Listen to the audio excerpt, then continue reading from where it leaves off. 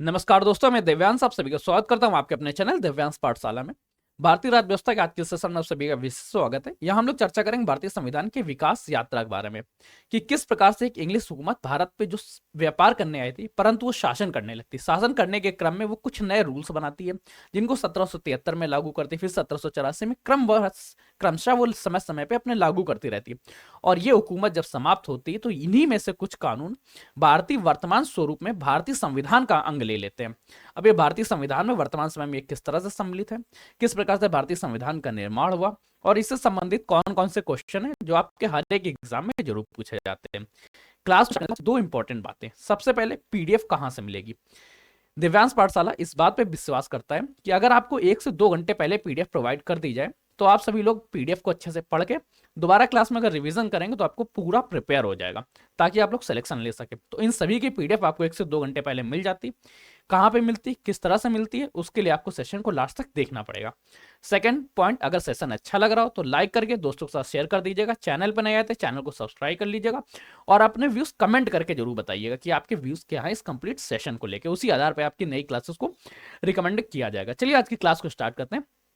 आज की क्लास को हम लोगों ने कुछ मुख्य पॉइंट्स में डिवाइड किया है, पहले उनके बारे में चर्चा कर लेते हैं ताकि हमारे दिमाग में एक मस्तिष्क में टाइम कैलकुलेटर है कब क्या चर्चा करेंगे।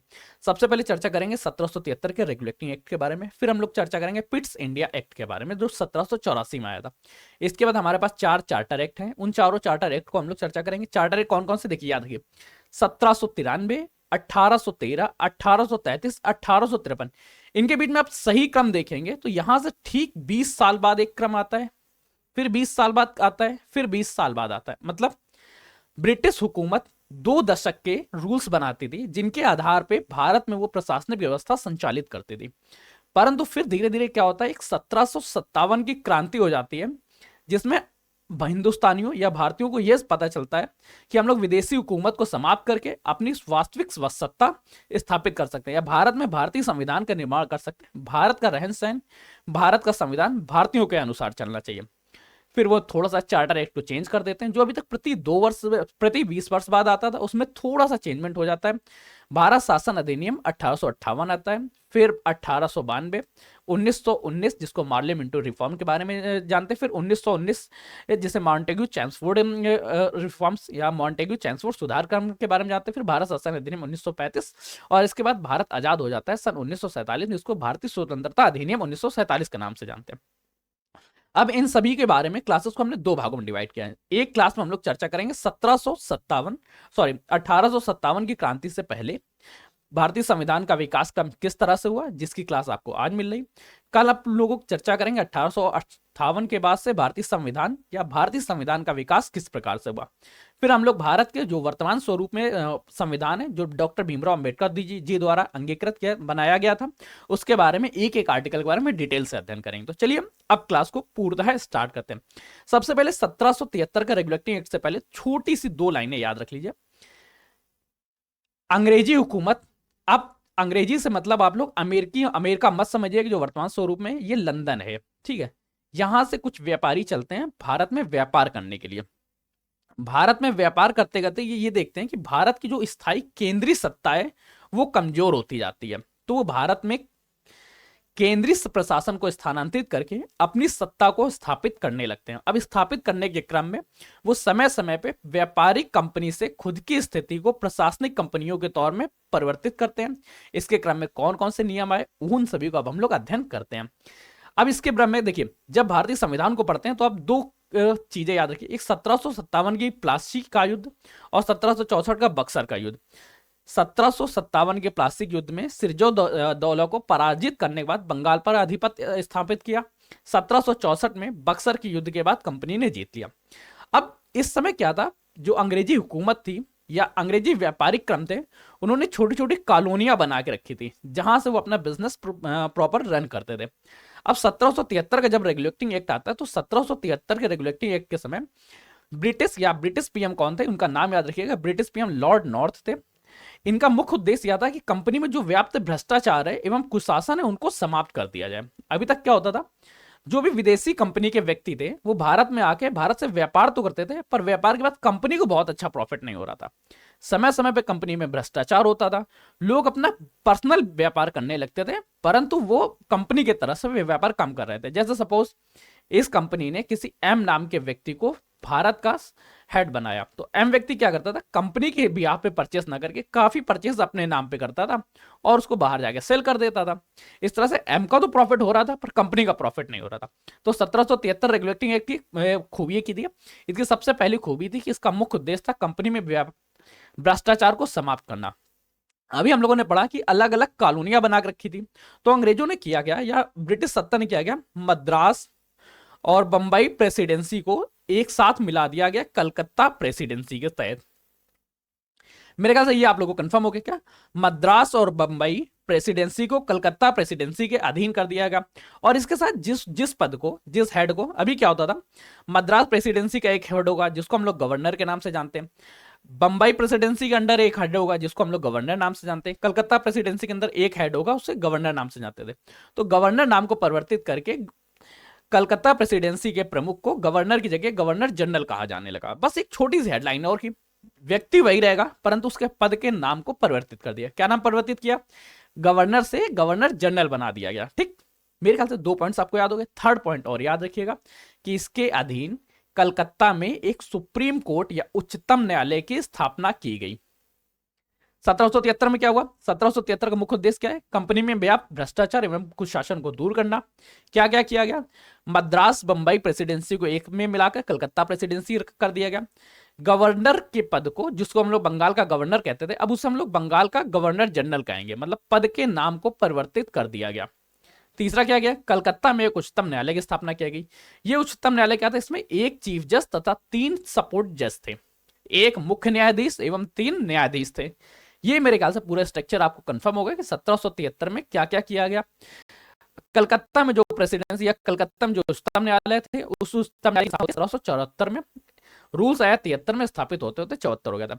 क्या इस एक्ट में एक उच्चतम न्यायालय के गठन का प्रावधान किया गया, जिसके तहत 1774 में कलकत्ता में 4 सदस्यीय उच्चतम न्यायालय की गठित की गई। ये 4 सदस्य कौन होंगे, एक चीफ जज और 3 जज। पहले चीफ जज कौन थे, उनका नाम याद रखें, एलिजा इम्पे। ये क्वेश्चन पूछा गया इसलिए। भारत के मुख्य या सबसे पहले उच्चतम न्यायाधीश कौन थे, एलिजा इम्पे। ठीक, अब हम लोग चर्चा करते हैं 1784 पिट्स इंडिया एक्ट। अभी तक कंपनी का क्या था, अभी तक आपने देखा कि कंपनी भी मुख्य तौर पे काम करना चाहती थी कि अपने व्यापारिक जितने भी कलह थे उनको दूर करना चाहती थी, व्यापार में व्याप्त भ्रष्टाचार को दूर करना चाहती थी। पर 1784 में कंपनी का थोड़ा सा मन बदल गया, अब वो भारत पे प्रशासन भी अच्छे से करना चाहती है। प्रशासन के लिए क्या किया, कंपनी को 2 भागों में बांट दिया गया। सबसे पहले एक बोर्ड ऑफ कंट्रोलर, तीसरा कोर्ट ऑफ डायरेक्टरेट की स्थापना की। कंपनी को 2 भागों में बांट दिया गया, एक भाग का काम व्यापारिक कार्यों को देखरेख करना तथा दूसरे भाग का कार्य राजनीतिक कार्यकलापों की देखरेख करना। पिट्स इंडिया एक्ट के तहत कंपनी को 2 भागों में बांटा गया, एक का कार्य कंपनी के व्यापारिक कार्यों को देखना तथा दूसरे का राजनीतिक क्रियाकलापों को देखना।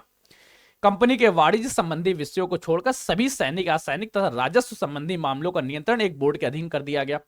कौन सा बोर्ड था, बोर्ड ऑफ कंट्रोलर और कोर्ट ऑफ डायरेक्टरेट के माध्यम से। फिर 1774 के बाद एक नया रूल्स आता है 1773 का, चार्टर एक्ट के नाम से जानते हैं। अब यहां पे एक रूल्स रखा गया कि प्रत्येक 20 वर्ष में भारत में शासन को लेके जो भी कमियां आएंगी उनको सुधारने के लिए एक रूल्स आएगा या एक एक्ट आएगा, जिसको हम लोग चार्टर एक्ट के नाम से जानते थे। 1773 का चार्टर एक्ट में क्या कहा गया, 1773 के चार्टर एक्ट में कहा गया अभी जो कंपनी को व्यापारिक एकाधिकार प्राप्त था कि भारत से केवल एक ही कंपनी व्यापार कर सकती थी, उस एकाधिकार की लिमिट तय की गई कि अब केवल इसको 20 वर्षों तक और रखा जाएगा। 20 वर्ष बाद इसके व्यापारिक एकाधिकार को समाप्त कर दिया जाएगा। व्यापारिक एकाधिकार को समाप्त करके प्रशासनिक एकाधिकार प्रदान किया जाएगा। क्या है, इस एक्ट के द्वारा कंपनी के अधिकारों को 20 वर्षों के लिए बढ़ाया गया और इसमें एक चीज ये थी कि आपके व्यापारिक एकाधिकार को समाप्त करके प्रशासनिक एकाधिकार प्रदान किया जाएगा। मतलब अब कंपनी का मुख्य कार्य यह है कि व्यापार की जगह भारत का प्रशासन किस प्रकार से संभालेंगे उसकी देखरेख करना, उसको समझना और उस आधार पर अपने क्रियान्वयन को, अपने कार्यों को क्रियान्वित करना। 1773 कंफर्म हुआ। 1773 में कौन कौन से रूल्स आए, कमेंट करके बताइए फटाक से। 1773 में सबसे पहले क्या किया, इसका मुख्य उद्देश्य क्या था, कंपनी में व्याप्त कमियों को, विसंगतियों को दूर करना, भ्रष्टाचार को दूर करना। क्या किया गया, मुंबई बम्बई कलकत्ता प्रेसिडेंसी के अधीन कर दिए गए। मद्रास मुंबई को कलकत्ता प्रेसिडेंसी के अधीन। सेकंड क्या गया न्यायालय की स्थापना की गई। और थर्ड क्या किया गया था, बंगाल के गवर्नर के पद का नाम चेंज करके बंगाल का गवर्नर जनरल कर दिया गया। 1784 में क्या गया, 1784 में कंपनी को दो भागों में विभाजित किया गया, एक बोर्ड ऑफ कंट्रोलर, दूसरा कोर्ट ऑफ डायरेक्टरेट। एक का कार्य व्यापारिक कार्यों को क्रियान्वित करना तथा दूसरे का कार्य प्रशासन, एक का व्यापार तथा दूसरे का वाणिज्य वित्त से संबंधित कार्य रखा गया। फिर 1793 का चार्टर एक्ट, 1793 के चार्टर एक्ट में क्या कहा गया, कंपनी के व्यापारिक एकाधिकार को 20 वर्षों तक बढ़ाया जाएगा। इसके बाद कंपनी को प्रशासनिक एकाधिकार सौंपा जाएगा। बोर्ड ऑफ कंट्रोल के अधिकारियों को वेतन भारतीय कोष से मिलने लगा। एक पॉइंट और याद रख लेगा, 1773 के बाद जो भारत में कार्यरत कर्मचारी थे उनको जो भी कर दिया जाएगा, उनको जो भी पैसे दिए जाएंगे, जो भी धन दिए जाएंगे, वो भारतीय कोष से ही दिया जाता। अभी तक इनका सारा का सारा पैसा ब्रिटिश सत्ता के अधीन था। अब इन्हें भारतीयों से ही पैसा लेके अपनी सैलरी भी देनी थी। अब चर्चा करते हैं अब होता गया इसके बाद। प्रत्येक 20 वर्ष में रूल्स आ रहे थे, तो अब आपको याद रखना है 1793 में जब हम लोग 1813 आ जाएगा, तो हम लोग चर्चा करते हैं 1813 का चार्टर एक्ट। 1813 के चार्टर एक्ट में क्या कहा गया, पहले जो बात चर्चा की गई थी कि व्यापारिक एकाधिकार को समाप्त कर दिया जाएगा, तो सेम वही किया गया कि व्यापारिक एकाधिकार को समाप्त कर दिया गया। परंतु इस एकाधिकार को समाप्त करते समय एक छोटा सा क्लिप दिया गया कि भारत के साथ चाय का व्यापार और चीन के साथ समस्त व्यापार पर कंपनी का एकाधिकार शामिल रहेगा। 1813 का चार्टर क्या कह रहा है, 1813 के चार्टर एक में बहुत अच्छी संकल्पना प्रस्तुत की गई। इसके अंतर्गत भारतीय अधिकार को समाप्त कर दिया गया, परंतु चीन के साथ व्यापार और चाय के व्यापार पे एकाधिकार बना रहा। 2 पॉइंट्स और याद रखिएगा, 1813 में एक बात और कहेगी कि 1 लाख रुपए प्रतिवर्ष भारतीय विद्वानों को एवं भारतीय साहित्य के प्रोत्साहन हेतु दिया जाएगा। अब ये दिया नहीं गया था, ये अलग की बात है, पर इसमें चर्चा की गई थी। अगला क्या है, कंपनी को अगले 20 वर्षों के लिए भारतीय प्रदेशों तथा राजस्व पर नियंत्रण प्रदान कर दिया गया। अब आप देख रहे होंगे पहले क्या किया, व्यापारिक एकाधिकार को समाप्त कर दिया गया। जब कंपनी के पास व्यापारिक एकाधिकार नहीं होगा तो अपने कार्यों को क्रियान्वित करने के लिए धनराशि कहां से इकट्ठा करेगी, तो आपको राजस्व प्राप्ति का कार्य किसका है, प्रशासन का। अब उसको प्रशासनिक कार्यों की ओर अंगीकृत किया या प्रशासनिक कार्यों के प्रति झुकाव ज्यादा दिया जा रहा है। हम लोगों ने अभी तक क्या पढ़ा, एक पढ़ा 1773, फटाक से रिवीजन करते जाइए, बोलते जाइए। 1773 में क्या हुआ, सबसे पहले क्या हुआ, सबसे पहले मद्रास और बंबई प्रेसिडेंसी को कलकत्ता प्रेसिडेंसी का अधीन किया गया। सेकंड क्या है, कलकत्ता में उच्चतम न्यायालय की स्थापना की गई। ये स्थापना कब होती है, 74 में। थर्ड पॉइंट क्या गया, गवर्नर के पद का नाम परिवर्तित करके गवर्नर जनरल किया गया। कहां का था ये, बंगाल के। 1773 के बाद 1784 में क्या गया, 2 भागों में बांटा गया, बोर्ड ऑफ कंट्रोल और कोर्ट ऑफ डायरेक्टर के बारे में। फिर हम लोगों ने पढ़ा 1793 में क्या गया, 20 वर्षों के लिए एक अधिकार बढ़ा दिया गया। फिर हम लोगों ने क्या पढ़ा, 1813 में क्या है, चाय एवं चीन के साथ व्यापार शामिल रहेगा, परंतु बाकी एकाधिकार व्यापारिक एकाधिकार समाप्त कर दिएगा। साहित्यिक विद्वानों को 1 लाख रुपए धनराशि दिए जाने की बात कहेगी, परंतु ये दिया नहीं है, ये अलग की बात है। फिर क्या है, 20 वर्षों तक भारत के क्षेत्रों से राजस्व प्राप्ति का नियंत्रण कंपनी को दे दिया गया। अब 1813 में फिर हम लोग 20 जोड़ देंगे, तब क्या आएगा 1833 का चार्टर एक थोड़ा सा याद रखिएगा। अभी तक जिनको हम लोग बंगाल के गवर्नर जनरल के नाम से जानते थे, सॉरी मैं इसको थोड़ा सा रिफ्रेश कर लेता हूँ। अभी तक जिस पद को हम लोग बंगाल के गवर्नर जनरल के नाम से जानते थे, उसका नाम थोड़ा सा और बदल गया। बंगाल के गवर्नर जनरल के पद के नाम को परिवर्तित करके इसका नाम रख दिया गया भारत का गवर्नर जनरल। ठीक है, अब क्या है, जो व्यक्ति पहले बंगाल का गवर्नर जनरल था, अब से वो कहलाया जाएगा भारत का गवर्नर जनरल। पद के नाम में परिवर्तन बता रहा है कि अभी तक केवल बंगाल के क्षेत्र तक सीमित थे, अब वो संपूर्ण भारत के क्षेत्र तक सीमित होना चाहते हैं। एवं भारत में जो प्रशासनिक सत्ता है, प्रशासनिक सत्ता का केंद्रीकरण होता गया। बंगाल के गवर्नर जनरल भारत के गवर्नर जनरल कहेंगे। और पहले गवर्नर जनरल कौन बनते हैं, लॉर्ड विलियम बेंटिंग। पहले गवर्नर जनरल कौन बनते हैं, लॉर्ड विलियम बेंटिंग। नाम याद रखिएगा, बहुत इंपॉर्टेंट नाम हो जाता है। भारत में अंग्रेजी सत्ता के दौरान संविधान निर्माण के प्रथम धूमिल संकेत यहां से मिलते हैं। मतलब भारत में जो संविधान का प्रारंभिक रूप देखने को मिलता है। आपसे क्वेश्चन ये पूछ सकता है कि भारतीय संविधान का प्रारंभिक स्वरूप कहां देखने को मिलता है, तो आप ध्यान रखिएगा 1833 का चार्टर एक भारतीय संविधान का प्रारंभिक स्वरूप दिखाता है। कंपनी के व्यापारिक एकाधिकार को पूर्णतः समाप्त कर दिया गया। अभी तक जो था वो सब कार्य खत्म हो गए। अब केवल भारत पे कंपनी या भारत में ब्रिटिश सत्ता का केवल एक कार्य होगा, या वो केवल राजनीतिक कार्यों या प्रशासनिक कार्यों की देखरेख करेंगे। अब वो व्यापारिक एकाधिकार नहीं रहेंगे। मतलब जो कंपनी व्यापार करने आई थी, अब वो व्यापार करते करते धीरे धीरे भारत के प्रशासन में पूर्णतः शामिल हो गई। 1813 में क्या था, थोड़ी शामिल हुई। 1833 में क्या हुआ, संपूर्ण रूप से शामिल हो गई। मेरे ख्याल से आपके क्वेश्चन कंफर्म हो गया। कंपनी के व्यापारिक एकाधिकार को समाप्त कर उसे भविष्य के केवल राजनीतिक कार्यों को करने के लिए भी चुना गया। लॉर्ड विलियम बेंटिंग पहले गवर्नर जनरल बनते हैं। गवर्नर जनरल की सरकार भारत सरकार और उसकी परिषद भारत परिषद कहलाने लगी। ये छोटा सा भारत परिषद किसे कहते हैं, इसके लिए है, जैसे अभी तक हम लोग पढ़ते थे पीएम एवं पीएमओ के बारे में, हम लोगों ने पढ़ा होगा प्रधानमंत्री एवं प्रधानमंत्री ऑफिस के बारे में। उसी तरह क्या है, भारत सरकार परिषद कहलाने जाने लगी। भारत सरकार क्या है, जो भारत में स्थायी सरकार थी और उसके कार्य करने के लिए उसके कार्य करने वाली परिषद को भारत परिषद कहने लगे। साथ में यहाँ से भारतीय कानूनों को लिपिबद्ध करके एवं उसको सुधारने के लिए एक विधि आयोग की स्थापना की गई।